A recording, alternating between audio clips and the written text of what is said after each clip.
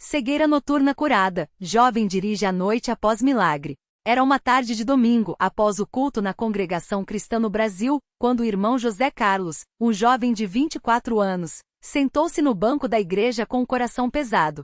Ele havia chegado mais cedo, como sempre, para ajudar na organização dos hinos e na limpeza do salão, mas naquele dia, algo o incomodava profundamente. Não era uma dor física, mas uma angústia que crescia dentro dele há meses. Desde criança, José Carlos tinha um problema nos olhos que os médicos chamavam de cegueira noturna, uma condição que o impedia de enxergar claramente quando o sol se punha. À noite, as luzes se tornavam borrões, as sombras se misturavam, e qualquer movimento era um risco. Ele não conseguia dirigir após o anoitecer, não podia ajudar os irmãos em atividades noturnas, e até mesmo caminhar sozinho pela rua depois das 6 da tarde era um desafio. Aqueles que não conheciam sua luta achavam que ele era apenas cauteloso ou medroso, mas os irmãos mais próximos sabiam da sua batalha silenciosa. Sua mãe, Irmã Maria, sempre orava por ele em casa, colocando as mãos sobre sua cabeça e pedindo a Deus que lhe desse vista perfeita. Seu pai, Irmão Antônio, homem de poucas palavras, mas de grande fé, costumava dizer: Deus não nos deixa no escuro, filho. Ele é a nossa luz. Mas apesar das orações, dos jejuns e das lágrimas derramadas em segredo, a cegueira noturna persistia. Naquela tarde, após o culto, enquanto os irmãos se despediam e saíam do salão, José Carlos permaneceu sentado, olhando para o chão. O irmão Paulo, um dos presbíteros, notou sua expressão abatida e se aproximou. "O que foi, José Carlos? Você não está bem?" perguntou, colocando a mão em seu ombro. O jovem hesitou, mas depois suspirou fundo. "É que, eu não aguento mais, irmão Paulo. Não consigo enxergar à noite. Os médicos dizem que não tem cura. Já orei tanto, já pedi tanto a Deus. Mas parece que ele não me ouve." O presbítero sentou-se ao seu lado, em silêncio por alguns instantes. Depois, com voz firme, mas cheia de compaixão, disse: "Deus ouve, meu irmão. Ele ouve cada suspiro, cada lágrima. Às vezes a resposta demora, mas ele não esquece dos seus. Você já pensou em pedir aos irmãos que orem por você no próximo culto de oração?" José Carlos abanou a cabeça, envergonhado. "Tenho medo de ser um fardo, irmão. Já faz tanto tempo." "Não é fardo, é família", respondeu o irmão Paulo. "A igreja é o corpo de Cristo. Quando o membro sofre, todos sofrem. Quando um é curado, todos se alegram. Deixe os irmãos intercederem por você." Aquelas palavras ecoaram no coração de José Carlos. Ele concordou, e na quarta-feira seguinte, durante o culto de oração, ele se levantou, tremendo, e compartilhou sua luta com a congregação. Não foi fácil. Falou com a voz embargada, contando como a escuridão o limitava, como ele sonhava em poder dirigir à noite para ajudar os irmãos em emergências, como se sentia inútil quando não conseguia enxergar os rostos dos que precisavam de ajuda depois do sol se pôr. Os irmãos o ouviram em silêncio, e quando ele terminou, muitos se levantaram para orar. Mãos foram colocadas sobre sua cabeça, e vozes unidas clamaram a Deus em súplica. Alguns choravam. Outros repetiam: "Senhor, abre os seus olhos. Dá-lhe a visão perfeita." José Carlos sentiu uma paz estranha invadi-lo, como se uma carga pesada estivesse sendo tirada de suas costas. Os dias seguintes foram de expectativa. José Carlos continuou orando em casa, sozinho, antes de dormir. Uma noite, enquanto lia a Bíblia à luz de uma lâmpada fraca, ele sentiu algo diferente. As letras que antes pareciam se mover quando a luz diminuía, estavam nítidas. Ele esfregou os olhos, incrédulo. Seria imaginação? Levou a Bíblia até a janela, onde a luz da lua entrava fracamente. Para sua surpresa, conseguia ler sem dificuldade.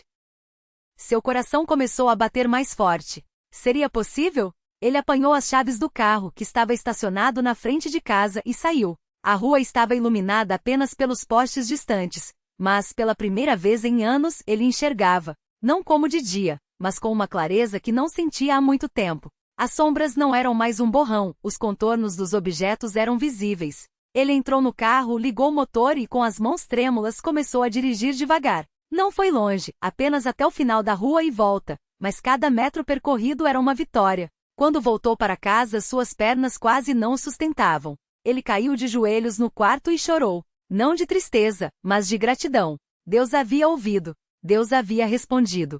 No domingo seguinte, José Carlos chegou à igreja com o rosto radiante. Antes do culto começar, ele procurou o irmão Paulo e contou tudo. O presbítero sorriu, com os olhos brilhando. "Louvado seja Deus!" exclamou. "Ele é fiel." Durante o culto, José Carlos deu o seu testemunho. Contou como havia sido a sua luta, como os irmãos haviam orado, como Deus, em sua misericórdia, havia tocado seus olhos. Muitos choraram. Outros glorificaram a Deus em voz alta.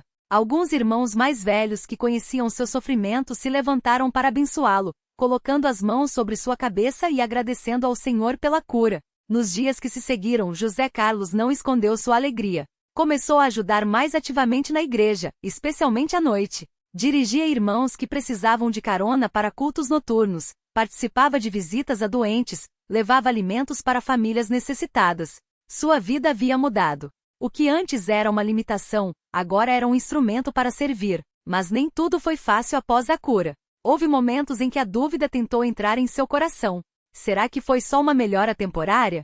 Será que vou voltar a ficar cego à noite?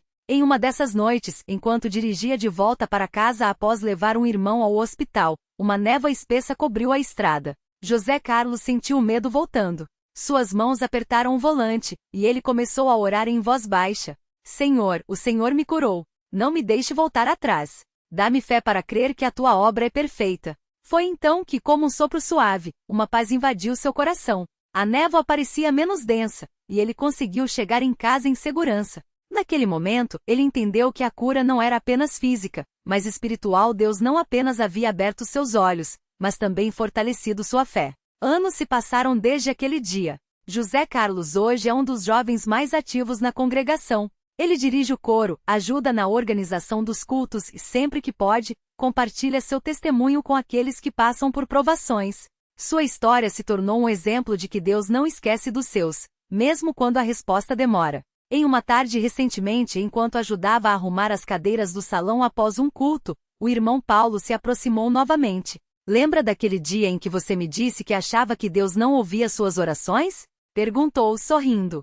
José Carlos sorriu de volta. Como esquecer, irmão? Foi o dia em que tudo mudou. Pois é, disse o presbítero, colocando a mão em seu ombro.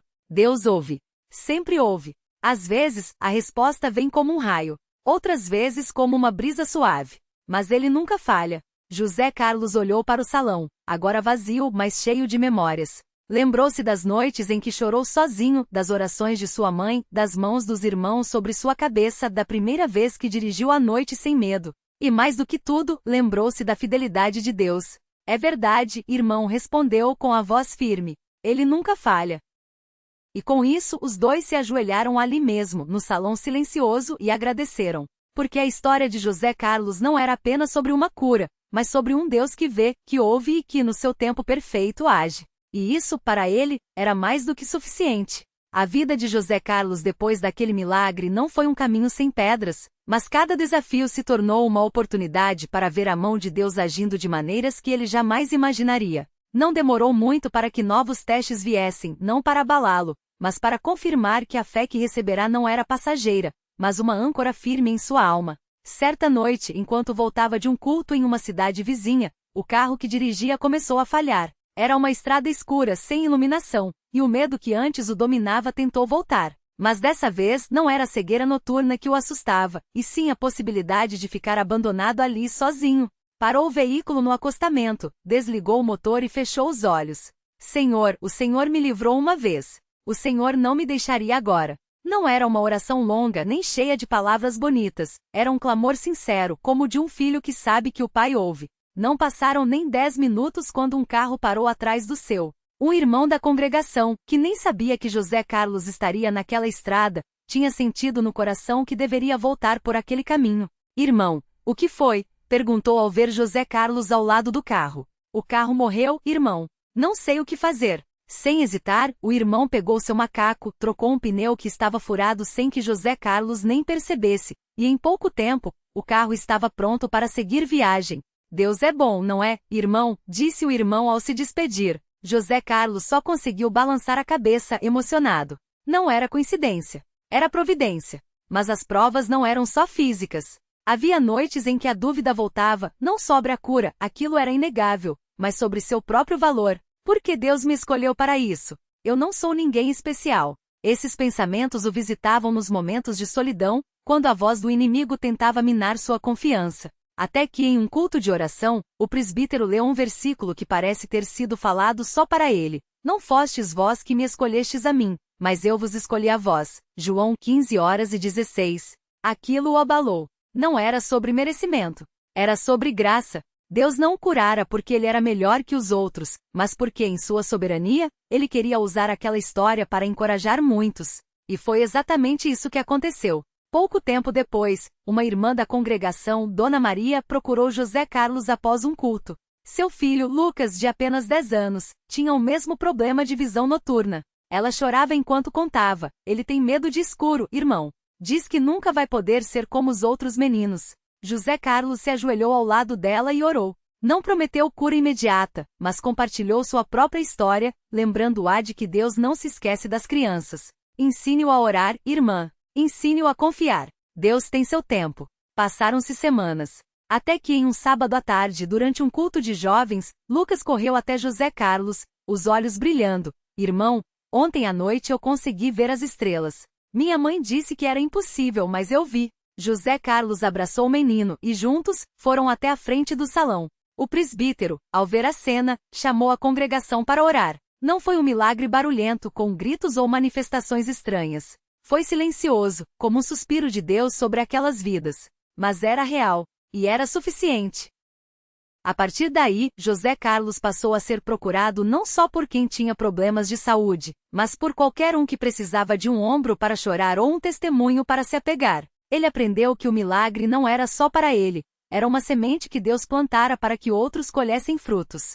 E ele se dispôs a ser esse instrumento, mesmo quando cansado, mesmo quando não entendia o porquê de certas coisas. Uma vez, um irmão mais velho, já com os cabelos brancos, o chamou de lado após um culto. Filho, você acha que Deus ainda faz milagres como antigamente? José Carlos sorriu. Irmão, eu sou a prova de que ele faz. Mas às vezes a gente espera algo grandioso, e ele age no pequeno, no que a gente nem repara. O irmão ficou pensativo, então contou que há anos orava por sua esposa, que sofria de uma dor constante nas costas. Já não peço mais nem por cura. Só peço que Deus a sustente. José Carlos orou com ele ali mesmo, e na semana seguinte, o irmão voltou radiante. Minha esposa acordou hoje sem dor, pela primeira vez em anos. Não sei se é cura, mas é alívio. E isso já é milagre. Essas histórias se multiplicavam. Não eram contadas com estardalhaço, mas em rodas de oração, em conversas após os cultos, em visitas aos enfermos. A fé da congregação crescia não porque os milagres eram espetaculares, mas porque eram reais. Eram respostas a orações feitas com lágrimas, com persistência, com um coração quebrantado. José Carlos também aprendeu que a cura não o tornava imune às tentações. Houve momentos em que o orgulho tentou se levantar. Veja como Deus usa você. Mas o Espírito Santo o repreendia suavemente, lembrando de que tudo era graça. Em uma dessas vezes, após um culto em que muitos o parabenizaram por seu testemunho, ele foi para casa e, ao se ajoelhar para orar, sentiu um peso no coração. Senhor, perdoa-me. Às vezes, eu me esqueço de que sou apenas um vaso quebrado que o Senhor consertou. E ali, sozinho em seu quarto, chorou não de tristeza, mas de gratidão por Deus não o deixar cair. Sua mãe, que tanto orara por ele, agora via o filho não só curado, mas transformado. Ela mesma tinha mudado. Antes, sua fé era cheia de ansiedade. Será que Deus vai ouvir? Agora, era uma fé tranquila, como a de quem já viu o braço do Senhor agindo e sabe que ele não muda. Filho, eu não vivo mais pedindo. Vivo agradecendo. Ela lhe disse certa vez. E José Carlos entendeu que essa era a maior lição. A gratidão torna o coração leve, mesmo quando as batalhas continuam. Porque as batalhas não haviam terminado. Um dia, enquanto dirigia para o trabalho, um motorista bêbado invadiu sua pista. José Carlos teve que frear bruscamente e o carro capotou. Quando acordou no hospital, sua primeira pergunta não foi pela própria saúde, mas: alguém mais se machucou? Os médicos ficaram surpresos. Ele tinha apenas alguns arranhões, apesar da gravidade do acidente. Isso não é normal, disse um deles. José Carlos sorriu internamente. Para Deus, nada é impossível. Ao voltar para casa, encontrou a congregação reunida em sua sala, orando. O presbítero, ao vê-lo entrar, só disse: sabíamos que Deus não tinha terminado com você ainda. E José Carlos entendeu, sua vida não era sua. Pertencia àquele que o resgatara das trevas, literalmente. Agora, sempre que alguém lhe pergunta como mantém tanta fé, ele responde com um exemplo simples: é como dirigir à noite. Antes eu não enxergava nada. Hoje vejo a estrada. Não porque meus olhos sejam perfeitos, mas porque Deus acende a luz quando eu preciso. Às vezes, é só um farol fraco. Outras vezes é como se o sol nascesse no meio da escuridão, mas ele sempre ilumina o caminho. E assim, José Carlos segue. Não como um herói, mas como um servo. Não como alguém que tem todas as respostas, mas como alguém que confia naquele que as tem. Sua história não está nos jornais, nem é contada com pompa. Está nos corações daqueles que, como ele, já se sentiram perdidos na escuridão e de repente viram uma luz. E essa luz tem um nome: Jesus. José Carlos nunca esqueceu a noite em que tudo mudou. Era uma sexta-feira depois do culto, quando o irmão mais velho da congregação o chamou para um lado. Filho, você tem orado sobre sua visão? Ele abaixou a cabeça porque a verdade era que não. Havia se acostumado a pedir força para aguentar, mas não para ser curado. Deus não quer que você apenas suporte a escuridão. Ele quer que você veja. Aquelas palavras o abalaram. Naquela noite, ao chegar em casa, ele se ajoelhou ao lado da cama e pela primeira vez em anos, não pediu paciência. Pediu um milagre. Os dias seguintes foram de luta. A dúvida vinha como uma onda, e se Deus não quiser? Mas então ele se lembrava do acidente, do carro capotado, dos médicos incrédulos. Se Deus o guardar ali, por que não agora? Começou a jejuar, não por obrigação, mas por fome de uma resposta. No terceiro dia, enquanto lia o Salmo 119, lâmpada para os meus pés é a tua palavra, sentiu algo diferente. Não foi um raio, não foi um som. Foi uma certeza quietinha, como se alguém tivesse sussurrado em seu coração: confie, eu estou aqui. Na quarta-feira seguinte, no culto de oração, o presbítero pediu que todos se ajoelhassem. José Carlos fechou os olhos, mas dessa vez não foi por vergonha. Foi porque queria ouvir melhor. Enquanto os irmãos clamavam, ele só conseguia repetir: Senhor, se for da tua vontade. De repente, sentiu uma mão pesada no seu ombro. Era o irmão que o havia confrontado dias antes. Irmão, Deus está te dizendo que já é hora. Levante e diga que você crê. Ele obedeceu, ainda trêmulo. E então, sem entender como, as lágrimas vieram. Não de dor, mas de alívio. Porque quando abriu os olhos, a sala não estava mais borrada. Era como se alguém tivesse limpado um vidro embaçado. As faces dos irmãos, os bancos de madeira, a Bíblia aberta no púlpito. Tudo nítido. Não era visão perfeita, não eram olhos novos. Mas era suficiente. Ele enxergava. E não foi a luz do sol nem a lâmpada da igreja. Foi a luz que vem de dentro quando Deus responde. Naquela noite, ele dirigiu pela primeira vez sem medo. Não porque seus olhos estivessem curados ao ponto de não precisar mais de óculos, mas porque agora ele sabia: a fé não é ver o caminho todo. É confiar em quem o ilumina passo a passo. E enquanto o carro seguia pela estrada escura, ele orava em voz baixa: Obrigado, Senhor. Não pela vista, mas por me ensinares a te ver, mesmo quando eu não enxergava nada. Os meses passaram, e José Carlos não contou sua história para chamar atenção. Mas Deus tinha outros planos. Num sábado à tarde, enquanto ajudava a arrumar as cadeiras da congregação, um jovem chamado Mateus o procurou. Tinha ouvido falar do acidente, da cegueira noturna, da cura. Mas não foi isso que o trouxe. Irmão, eu também não enxergo direito à noite. Os médicos dizem que é genético, que não tem jeito. Mas eu não quero me conformar. José Carlos olhou para aquele rosto cheio de esperança e medo ao mesmo tempo. Conhecia bem aquele olhar. Sentaram-se no último banco, onde a luz do sol ainda entrava pela janela. Você já pediu a Deus? Mateus abaixou a cabeça. Pedi, mas às vezes acho que ele não ouve. José Carlos sorriu. Eu também achava. Até entender que Deus não é um mágico. Ele é pai. Às vezes ele cura agora. Às vezes ele cura aos poucos. Às vezes ele nos cura por dentro primeiro, para aguentarmos o que vem de fora. O jovem ficou quieto, como se mastigasse aquelas palavras. Então, sussurrou: e se ele não curar? José Carlos colocou a mão no ombro dele. Se não curar, ele vai te sustentar. E isso também é milagre. Mas uma coisa eu sei: você não pode desistir de pedir. Jesus disse que devemos orar e não desanimar. Não é porque a resposta demora que ele não está ouvindo. Mateus assentiu, e ali mesmo, entre os bancos vazios, eles oraram juntos. Não com palavras bonitas, mas com o coração quebrado e cheio de fé. Na semana seguinte, Mateus começou a frequentar as reuniões de oração com uma determinação nova. José Carlos o via ali ajoelhado, às vezes chorando, às vezes em silêncio. Até que uma noite, depois de um culto longo, o jovem se levantou e foi até ele, os olhos brilhando. Irmão, hoje eu dirigi sozinho pela primeira vez à noite. Não sei explicar, mas eu vi. Não como antes, mas vi. José Carlos abraçou-o, sentindo o corpo do rapaz tremer. Não era uma cura completa. Não era um milagre estardalhante. Mas era Deus agindo, como sempre age, no tempo certo, da maneira certa. E assim, a história de José Carlos se multiplicou. Não em palanques, não em redes sociais, mas no silêncio dos corações que, como ele, aprenderam que a fé não é a ausência de escuridão. É a certeza de que mesmo na noite mais fechada, há uma mão que guia. E essa mão não solta. Anos depois, José Carlos ainda dirige à noite. Às vezes a visão cansa. Às vezes a estrada parece longa. Mas ele nunca mais teve medo. Porque aprendeu que os milagres não são só para os outros. São para quem persiste. Para quem ora mesmo quando a resposta demora. Para quem, como o cego Bartimeu, grita: Jesus, filho de Davi, tem misericórdia de mim. Mesmo que todos digam para ficar quieto. E Deus ouve.